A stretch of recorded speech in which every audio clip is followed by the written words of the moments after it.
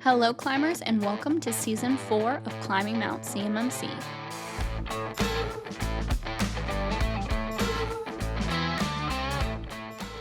Hello, climbers, and welcome back to another episode of Climbing Mount CMMC, the podcast. My name is Kaleigh Floyd, and this is Bobby Guerra, and we are a part of an MSP called Axiom that is CMMC Level 2 certified, and we are very excited today to talk about physical boundaries and physical CUI, what it means to print, some controversial topics that are going on right now in the ecosystem, and how that can affect your small business contracting company that works with the DOD. So very exciting stuff.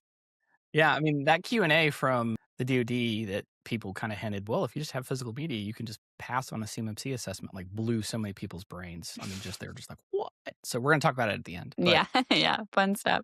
Yeah, it's a good one. We're not going to talk about it the whole time because I don't think it's worthy of that conversation. No, I don't think it is. Because I think it's a little dangerous. You're playing with fire if you go to do it. I think some people are going to look at it and think, this could be my magic bullet to get out of the assessment. I'm going to do whatever I can to play the odds. Yeah. People are always trying to find the magic bullet. So I think it's really important to bring that up at the end. So I'm excited to talk about that. But first, let's talk about boundaries when it comes to bringing the physical in, because it's not just a magical, fairy tale world where everything can be put into the cloud environment and that's it, because people have to actually function as a business, and many, many businesses cannot just put everything in a cloud and call it a day, right?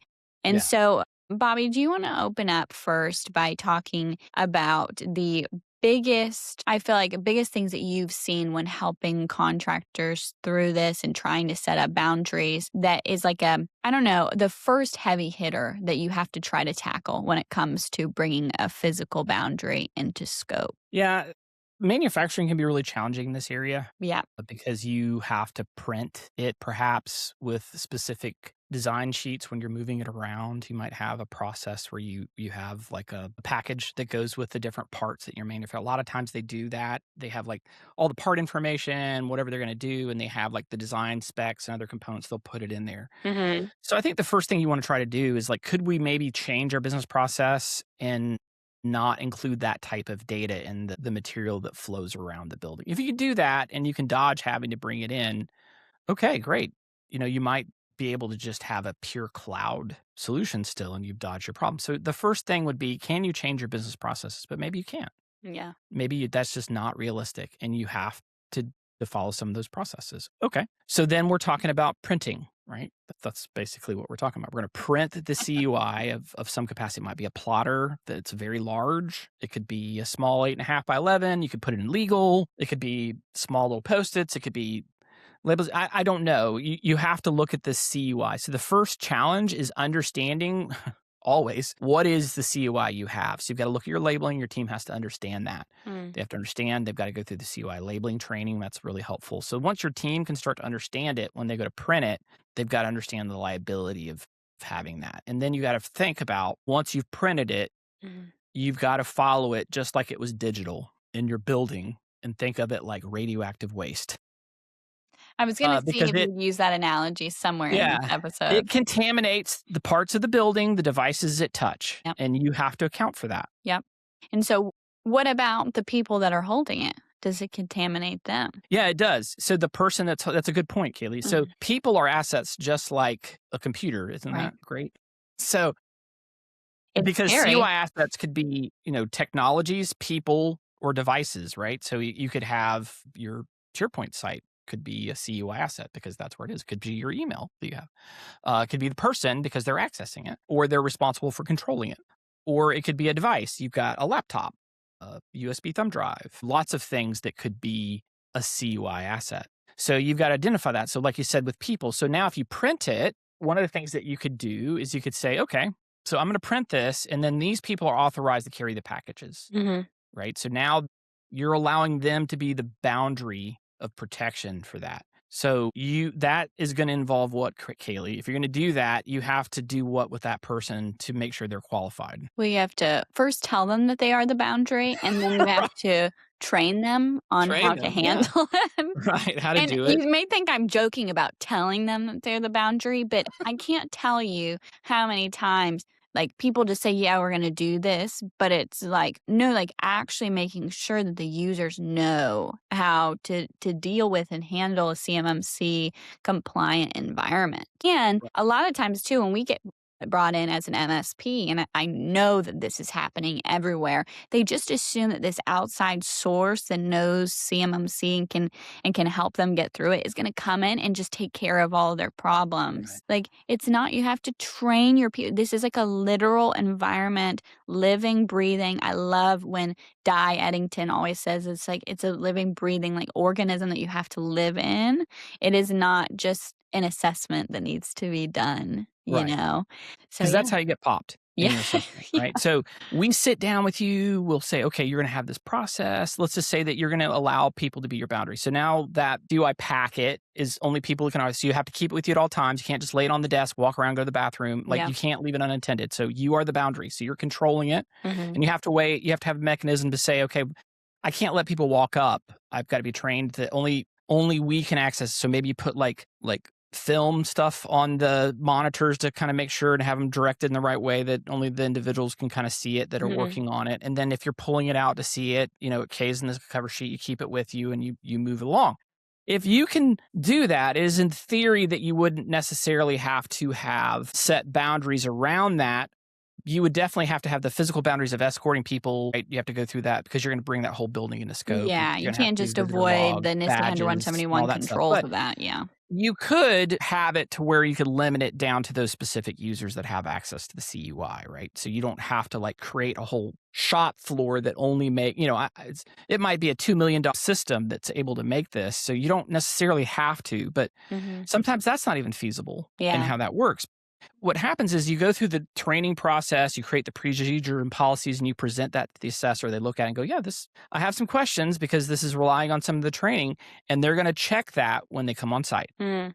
So then they're going to possibly ask one or two people that are involved in that process, and their comments back to them better jive with what you have. But what a lot of times people do, "Okay, this is fine. We'll tell them later. We're all busy." They don't tell them anything, just like you said. They Yeah. don't know that that's how it's supposed to go.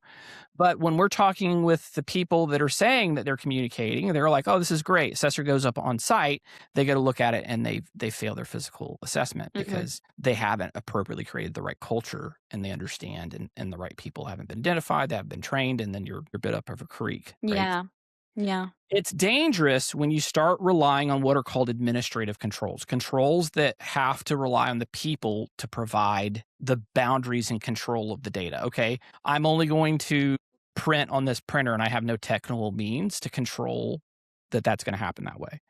That's going to be a Yeah. hard sell for Yeah. me because when you're in the A lot of assessment, you got human to think, factor in that. what's that? There's a lot of human factor in There's a that. lot of human factor, right? So you as an assessor, if you're relying on administrative controls, you still have the burden of adequacy and sufficiency in the assessment. Mm. Adequacy is it the right type of evidence, right? So you could say the administrative control is the right type of policy or procedure that tells us how to do it. But sufficiency. So can you prove to me you have examples that I can then feel like that procedure has been implemented correctly? Yeah. And I can talk with, you could maybe do it with interviews, kind of see how this process is going. So maybe you might have a sample CUI document that you could demonstrate that flow when they come out on site if the assessor wants to see it. Don't show them real CUI, that they don't want to see that. So you got to think about that paper, and you got to think about also one of the things that's really challenging is printing, right? We talked about devices, right? Yeah. So printers are CUI assets. Yeah. Sadly, because they're scary devices. Sometimes people very much underestimate them in the connection capabilities and what they can and can't do. Like, for example, I can't tell you how many times we've talked to somebody and we said, you know, does that printer have the capability of keeping track or storing what is scanned on there? Or Right. A hard drive, something like yes. that. Yeah. Mhm. So, yes, meaning like, does it have a hard drive to it? And people are like, I don't know. Well, Not a yeah. good answer. Yeah, you Oh, gotta be able to that's a good point, Kaylee. you know? The other thing that you have to think about, so let's say that I'm assessing you, right? So I'm an assessor. Mhm. And, so you're like, "No, I do print CUI." And we're like, "Cool. So where's that printer?" And you're like, It's in this area here." And you're like, "That's a common area." And they're like, "Yeah." And you're like, "So, but you print CUI to it?" "Yeah, well, some people print CUI and some people don't." Well, how could you print CUI to that printer and make me feel comfortable no one can see what you just printed? Well, I walk over and take it. But, like, you don't teleport over there, Yeah. right?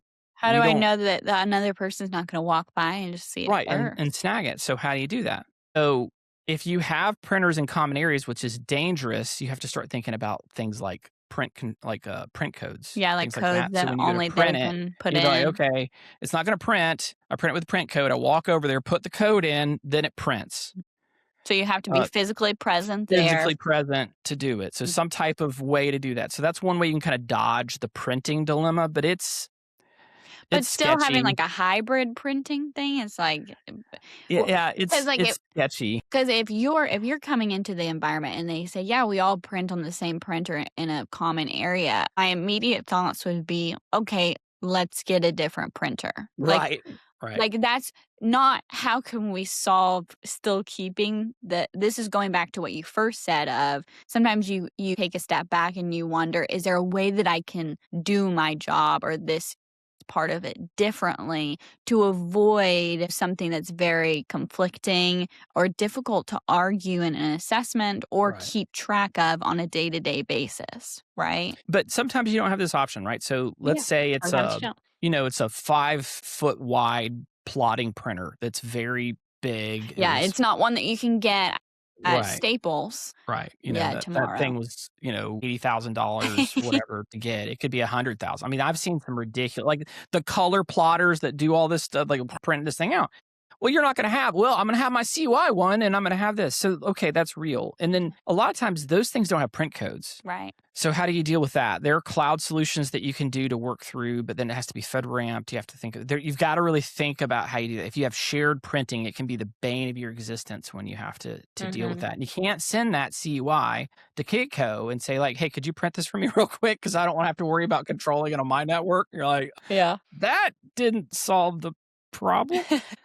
So printing can be a real challenge and you have to think about the sharing aspect if you have that. If you can, like you said, isolate it down to your devices, that can be a real help there. So we've talked about printing at a location that like let's say like a shop or an office building that people are in, but let's talk about too a different type of printing, which is Mr. Boss Man has a printer at home that he loves to print at and only wants to print there. And that is a very real occurrence for companies, especially after COVID. Now that working from home is so cool and fun and fresh, which by the way, we did it when it wasn't cool. Right. Okay. We were working from True. home. That's But true. now everybody likes to do that. So, what about that type of printing and what you have to be careful with? Now, I feel as though Corinne Wise is going to jump through the camera and just grab my throat because I said that right now. So those you didn't know, she took her CCP through Korean Wise. So that's the reason why she's saying that. It's kind of like her, it's And like she's her very CCP like mom. and she's very specific about, what you can and can't do when people try to mess with printing from home. Like it's just whatever, it's protected. No, that's such a good thing. Well, let me ask you a question then, Kaylee. I'm going to answer your question with a question. Great. You sit in those sales calls way more than I do by Mhm. like I hardly sit in them anymore. You've taken those over, thank God. So that, you're doing the Lord's work, honey. Thank you.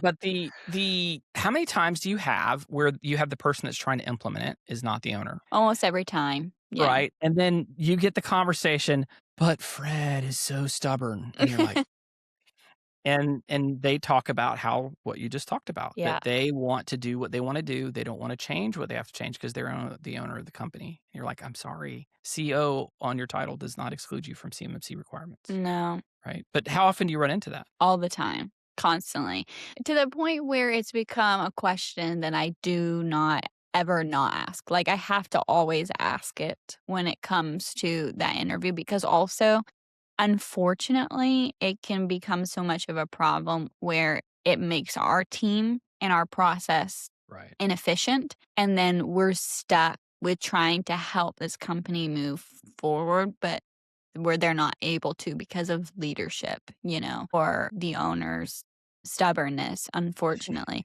Even though it's them that needs it and we're just trying Right. to help them do it.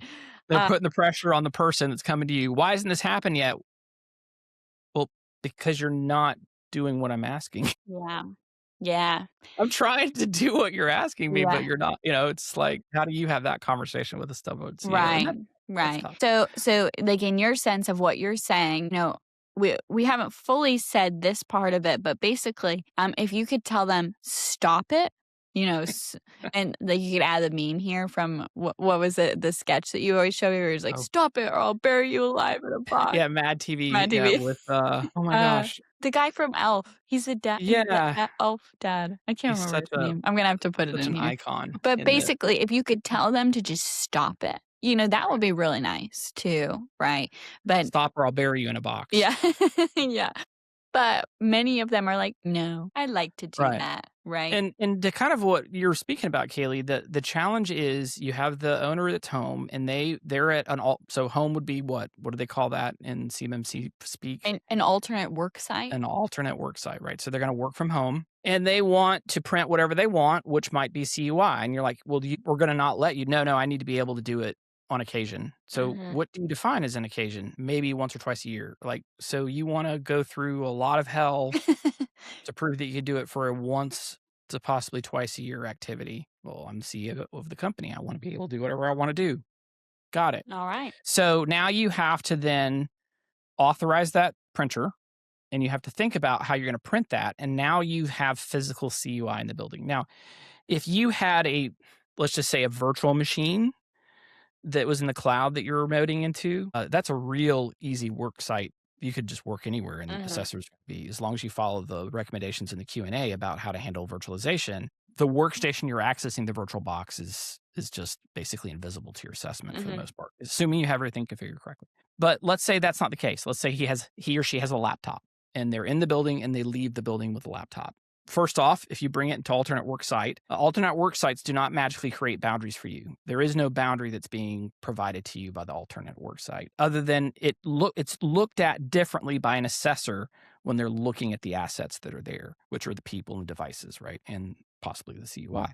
So you've got to first prove that you have a boundary around that device appropriately. It can be done, but you've got to think about, I have to have regulated firewalls. Maybe you have a corporate device that you put in front of it that you plug your device into, right? Sometimes people have like a hard device that they plug their laptop in that allows them to join whatever their wireless or network, and it kind of creates like a miniature firewall Yeah. access. That's a possibility you can do, but you have to know that device. You have to have it. The device will have to be registered. Your The CEO probably hardware doesn't know how inventory. to do that themselves, probably. Have to be listed in your hardware inventory. Like, there's some complications around that. But you could define the boundary at the laptop. So you could have a very well-defined firewall with inbound, outbound on the devices. You can control the asset, apply all the stuff, have the AV, all that stuff. And you can, if you can prove the boundaries there, assessors will be okay with that usually. Some assessors are kind of psychos, so not all of them, but a good, reasonable, flesh-carrying, air-breathing, thought-provoking human being of an assessor, because some people just aren't. I would, yeah, Aren't like that. they aren't like that. I just want to put them in a headlock. They're both But different. anyhow, Yeah, we that's a get great it, point. man. You're powerful, but let it go. So, Terminator assessor. right. Must do what I say. Get to the chopper. So the problem there is, okay, so now you have the boundary of the laptop, but now you've got to print, right? So now you got to print. How are you going to print it? You're going to print on your wireless printer that your kids print their homework from, Right. right? So now you're sending CUI in the clear, right, to a wireless printer. Bad. Right. Bad, The bad. moment, because when the assessors, alternate work sites is always a mixed bag for assessors. When they get to the alternate work site, they're like, They're like, "We have none," and they start cheering, and they're like, they're like, "Woo, good and then job." they're like, okay, you have alternate work sites. Okay, come on, say the right stuff, be right, be right, be right. And they're like, oh yeah, I print. And you're like, dang it. Okay, so you're printing. Okay, so how are you protecting it? And you're like, we have training. And you're like, that's cool. So Yeah. how's the printer connected? It's wireless. And you're like, you're screwed. Yeah. So But we trained the printer. yeah, No. we've trained the printer to speak Japanese or so, I don't know, Pig Latin, but no, it's not going to work. So you're toast. Okay, so you've got to think about if you have alternate work sites and you have to print. Okay, maybe you could use USB cable, right? So now you're not printing it in the clear. It's a physical media that's plugged in. Right. That would work. So you could print it. You could do a crossover cable of network, right? So you could plug it in and you could do it that way. But is it a shared printer? Please say it's not. Please. They're not that expensive. So just freaking buy one and have it isolated. Come on, be This smart you here. can get at Staples. So Right. Come on, just go dude. do it. Seriously. Yeah. Right. So, but now you've got physical CUI at your house, at the remote workplace that you have that you're renting from your incubator company that you just have one cube that you work in. So you've got to think about that. So in that type of situation, physical media has to be protected. So it's either being protected by a person or it's got to be like physically a physical boundary, or it has to be encrypted.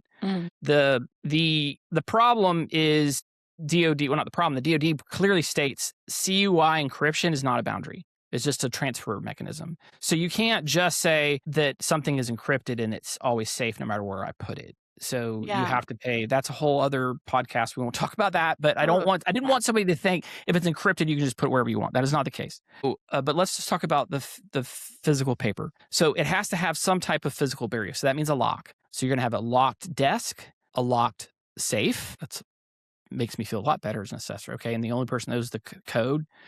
Because if it's like, I put it in the locked safe, okay, what else is in the safe? Oh, I have our, all of our kids' social security numbers and, all of our legal documents we have, our health insurance is in there. And you're like, so does your wife know the code? Yeah. So no. So the safe that is going to be in your room you got to be the only person that knows the code to it. Nobody else can have it. So it has to be secure for just you.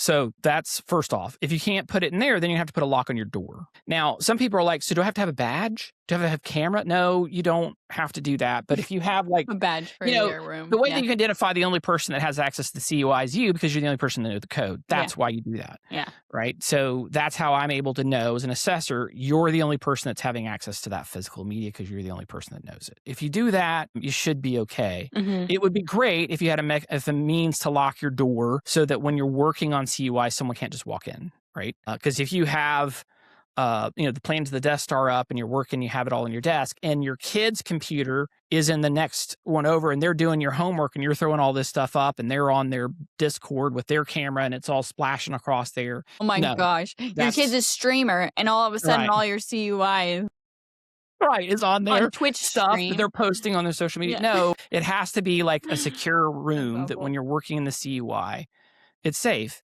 Because you can't go to Starbucks and have a PowerPoint presentation with your whole team and throw all of the CUI stuff on the PowerPoint that you're sharing with everybody that people are walking in. That doesn't fly. No. So it doesn't matter if your laptop's 100% protected. If you're projecting it out for everyone to see, Houston, you've got a problem. Right. So, exactly. So you've got to think about the home alternate work site boundaries. You got to be real smart about it. They can really get you if you're not paying attention. Yes. I'm really glad that you brought up even presentations too, because like having a room that you're going to do presentations with potential CUI on those presentations, like I've already talked to companies that have to handle that situation already as well. Some of them they bring on base, which is more helpful, but sometimes if they have to do the presentation at their office, like is there a room, is there a location that is secure that you can do that at properly?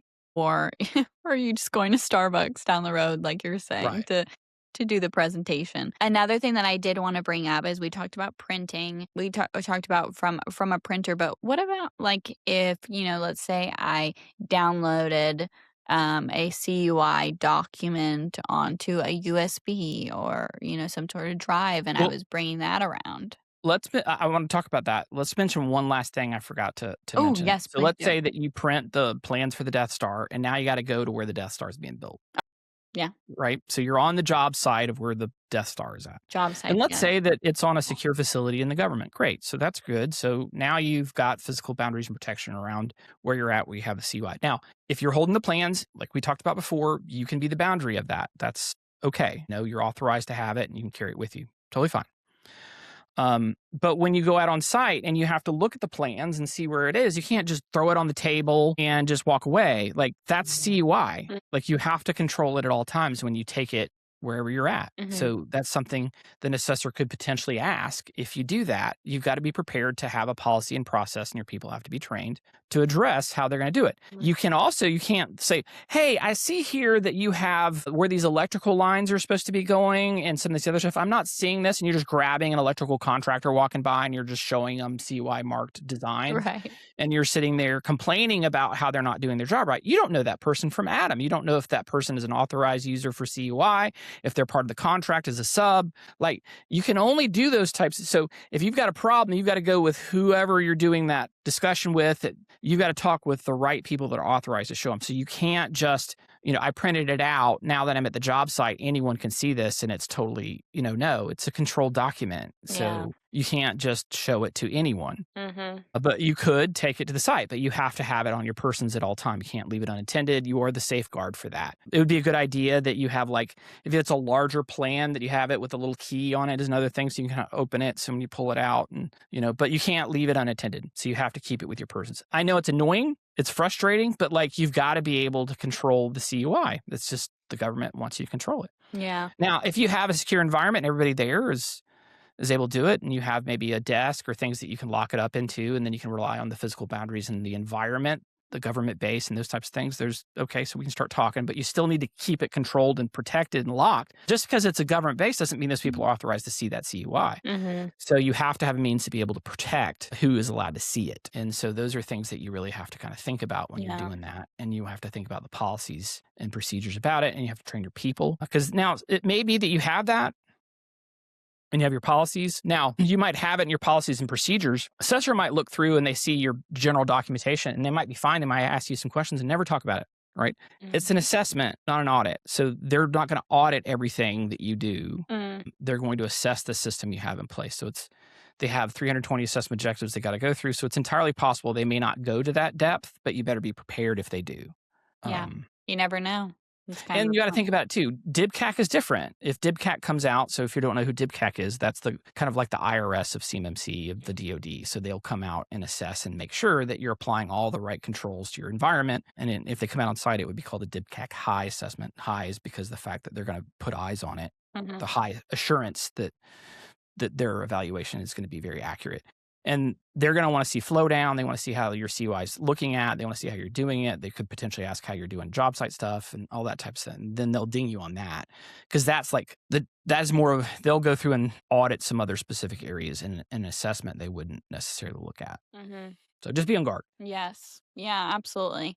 So you were talking about digital media, right? Yeah. So I think there are some key challenges you have when you have to do that. So that's a big one that assessors are going to come gunning for. They're like, okay, so how do you protect? Even let's say you don't allow external media, they're still going to want to know how you keep it from happening. Right. So just saying they're not allowed to do that administratively, right? We've trained them, don't put it on thumb drives. And you're like, so you're just, a document is what's going to save you here? And you're like, yes. So do you have training? No. Like, so you have a policy, they read the policy, and that's they read it. the policy though? Yeah. You're like, and that's it. I'm like, I don't know if that would be adequate or sufficient for me. But if you're going to go the administrative route, okay, maybe they have to all sign a document and they go through specific training that covers how you do it. Okay, now we're starting to get there with adequacy and sufficiency that we're starting to do it. Still uncomfortable about it. You're going to have to prove to me that you've trained them sufficiently. I'm going to want to talk with a group of people to make sure they really understand it. And if their answers don't jive with your answers,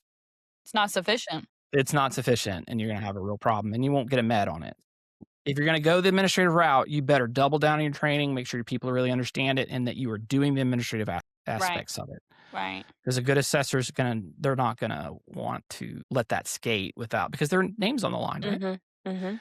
They sign on the line. They say, Bobby Guerra was the assessor. He evaluated it. This control was adequately and sufficiently. Here's how I do it. They're gonna want to write down all that. So, okay, so let's say then how could you do it technically? All right, so if you have Intune, there are things called ASR rules. So ASR, it stands for attack surface reduction, and you can create attack surface reduction rules that say only no USBs allowed, no external media. So it will block anything you plug in, and then you can create exclusion rules that say, okay, but if it has this GUID, because the external media will have its defined GUID. It's like a special code number. Mhm. And then you can identify that, this thumb drive, let's say this was a thumb drive, right? You're like, this thumb drive has its own unique GUID and it's assigned to Bobby. Mhm. So now it's authorized for Bobby. So I know whose thumb drive it is because you have to track it. You got to know who it is. Emphasize that. That's a big deal. It's like this is Right. where it's coming into place of like this isn't just you just pull this USB and just do whatever you want. It's like Right. not only do you have to say that you're doing these things, but you have to track to be able to prove that you're doing it. Right. And that's And who's the owner? And yeah. they have to have control. They got to check it in, check it out, do Right. those types of things. So you got to have ownership of it. So let's say it's assigned to me, and then so you could put the GUID in there. So now I could plug it in, and I could plug it into other devices that are controlled by Intune, and it would allow it to work. So we're cooking with gas. This is good. But you got a problem if you have servers. Right. Servers don't have Intune. So how are you going to do it there? So you'd have to think about maybe a GPO policy that you would have to implement. So there's ways you got to think about that. Right. So that's another challenge. What if you have out of scope assets that are like, not really out of scope, but let's say that you had a specialized asset that you have to plug in thumb drives to, right? So you might clarify that you might have to list that thumb drive as external media for external connections, right? So because it's going to be outside the boundary that you're really controlling, but it's still a device you own, you might define that under that control as well.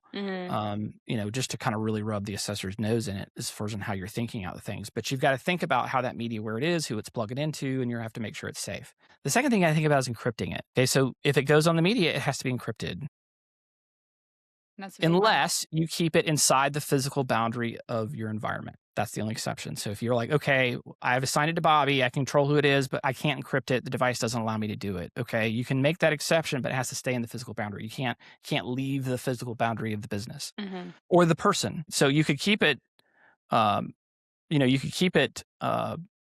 because there's no difference between an unencrypted flash drive that is with me than paper media that is CUI. Like if the person's the boundary, then it doesn't have to be encrypted. It could leave the boundary. Some people think, no, it's got to be encrypted. It leaves the boundary. No, it doesn't, at least in my interpretation. If you were the boundary protection, you, the person, but then you have to protect it as you're carrying it, and you have to know the right process and policy and procedures about how to do it.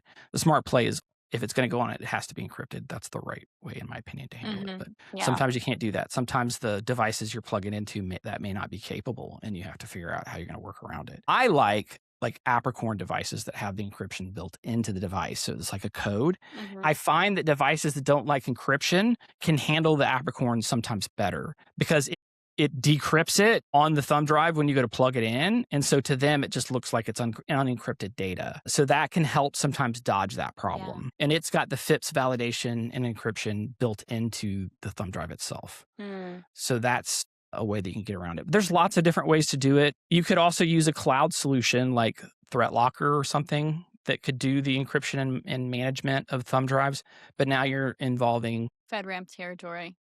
Yeah, a cloud solution that's a security protection asset that's providing controls around stuff. ThreatLocker at the time of this recording is not FedRAMP authorized. So be prepared to defend your position if you do that. Not saying you can't, not saying you can. I'm just saying know thyself and know what vendor you're working with. Well, I feel like as you're saying all this too, it's a whole picture painted of look at all these little intricate things that you have to think about. And this is also why having somebody that is a professional of like when it comes to CMMC or knows these things can come in and look at your system. You yourself or somebody on staff is not familiar with this because of how many pieces to the puzzle it is. And an assessment is not cheap as well.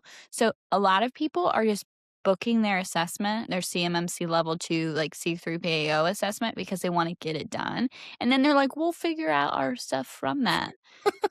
And it's like, well, I wouldn't recommend going down that route. Post in the editing. Yeah. Yeah. Yeah, and also know that POAMs are not what they once were, right? So it's not like you can just, which I had to explain this to somebody literally the other day, that you can't just go through a C3PAO assessment and you'll just go through it and that's great and that means you did a good job and then you'll POAM everything afterwards that need to be fixed and come back. Like POAM has a certain requirement to it now. You cannot just get a poem every time it's done. You can't have you can't have any 3-pointer or 5-pointer questions on it. There are certain questions that you can't get away with even having on it at all. So, yeah, Bobby has explained it in a podcast episode. It's like falling off a 3-story building and only breaking your toe, or your pinky. In order for you to hit the controls, you can actually create a poem. Yes, to be able to have a poem even. So I'm making sure that people know you can't just go through a C3PAO assessment. Then you Yeah. do it and it's great and you're done, and then you do the poem and then you figure out everything afterwards. Like, have somebody come in to your system and figure these things out. And the last thing that we wanted to talk about, which is a little bit of a sketchy, in my opinion, weird subject to be arguing about, in my opinion, right now, but a DOD FAQ, which, I just love when those things come out. Oh, they're so much fun Be to careful read. what you ask for, folks, when the DOD answers. Careful what you ask for. And sometimes, it's like all of a sudden they think with these FAQs, they want to put it out ASAP and they don't think about the things that they're saying sometimes, which I'm shocked about because then we take forever for, another thing. Anyway, this FAQ had brought up a question that everybody started losing their minds about, which was when a company or a contracting company is only handling paper CUI, that they do not have to deal with a CMMC assessment. So only Right. hard copy CUI should not be required to complete a CMMC assessment. And everybody's like, wow, like what are you talking about? Like, what's That going was a on? shocker for me. I was like, Yeah. "What?" Yeah. But their So let's talk rationale about was that. it's not a system. So it's not an information system, so you don't have to run a CMMC assessment because it's not. This is about cybersecurity, Right. So we do have to remember it is in the title of CMMC is Right. cybersecurity. Yeah. Yeah. So I think you brought up a point at the beginning of this episode, which I completely agree, is people are always trying to find the what, like the out, or Right. like how do I avoid this? And the thing is even if you attempt to be one of the companies that they receive it as a hard copy of CUI and it only stays in that exact form the entire time, and then it is extracted or, sent somewhere else in that exact same form. Let's say that occurs, which might I add, I haven't met one of those types of companies yet or heard of them, but I don't know everything. Right. You still have to what? You still have to prove Yeah, what you you're gotta prove doing. and protect it. So are you really avoiding or dodging? I think if you really, really want to avoid or dodge CUI or handling it, I think you should just change what your company does. I think you should just not work with the government. Well, Maybe what you should there do. there are No, I'm just situations kidding. where I think it's possible companies only get Hard paper copy hard copies of CUI, CUI. but here's the challenge. First and foremost, you gotta prove it. You gotta be able to prove it. So, do you have email for your company? Yes. Okay, so you do that. So, do you guys have computers you work in? Yeah, we do. Okay, so but you don't have any digital media. There's no one sent it to you in an email. They haven't downloaded it in evident like in a package when they won the bid or things like that. Nope. Do you have a mechanism to see if there are any type of distribution statements or CUI markings? No. So how do you ensure that you're not getting it digitally? Well, we just don't. Like, that doesn't cut it. So you've Wait. gotta be able to prove that you're not getting it in some type of digital format. You've gotta have mechanisms to protect your technical environment because folks, it's 2026 right now, the time of this recording. So as far as I know, everybody I've worked with at least has a computer system and email in their business. I've not worked with anybody with CMMC that has none of those yet. Now, I've had some people say that they don't wanna have computers because they don't want to do this, but that's always been a pipe dream. So you have to be able to defend that. Second part that you have to think about is, okay, it's CUI, so you still have to protect it. Just because you don't have a CMMC assessment doesn't mean that CUI now has no controls that have to be applied to it. Yeah. So does that mean you don't have 7012 contractual requirements that you've signed? Did you sign 7012 You should probably contractual know that requirements? if you did. You're like, well, if you did, guess what you have to do? Yeah. all 320 assessment objectives. So maybe you don't have to do your CMMC assessment, but you're still going to have to do all of them, all 320. That means you're still going to have an SSP. Does that mean that you don't have 7019 requirements in your contracts? If you have the 7019 contract in your requirement clauses in your contracts and you signed it, then you have to put an SPRS score, right? So now you have to speak. What about 7020? Well, there's probably going to be 7020 because they need to be able to come out and assess you. Mm-hmm. So they're going to need to be able to assess you. If they're going to assess you, then you've got to be able to defend yourself. What does that mean? You're still going to have an SSP. Yeah. That means you're still going to have all the 320 assessment objectives looked at and examined and validated at least yearly by somebody in your company. Okay, so maybe you don't have to go through an assessment. Congratulations. But it doesn't mean that DIBCAT couldn't come out and look at you and be very unhappy with how you handle things. Yes. Yeah. So, and you say, well, I'm not supposed to have those clauses, but did you sign it? Did you not push back? If you didn't, and it's in your contract and you're John Hancock is on the bottom, it's done. Yeah. You can't go back to them and go, I don't think so. I mean, I guess you could argue with the program manager to see if they would see it your way, but they might not. Right. Yeah. And also too, like something to note that it also said in the answer to the question that we're talking about, did say that, well, two things. One, that if the hard copy ends up needing to be scanned into a printer or something like that, You're all done. bets are off.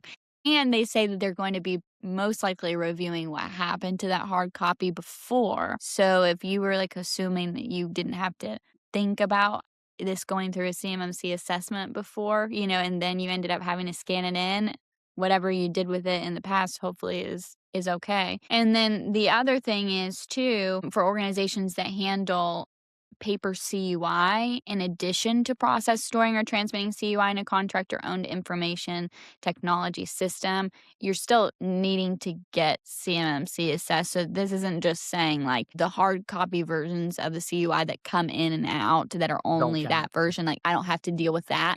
I just have to deal with the CUI that's on my systems. No. There are controls that are going to talk about that.